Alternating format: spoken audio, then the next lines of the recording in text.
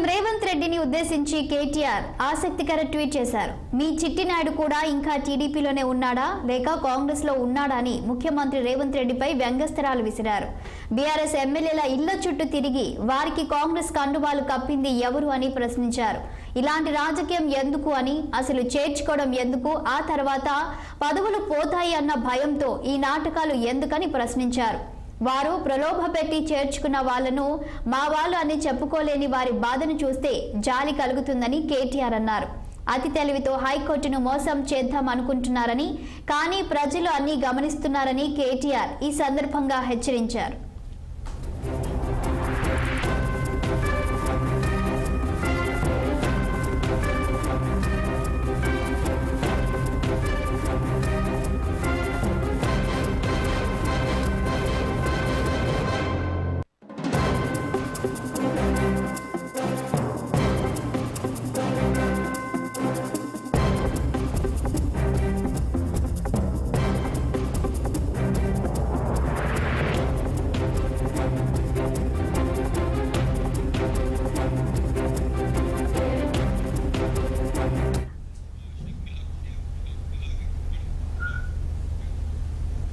రాష్ట్రంలో కొత్త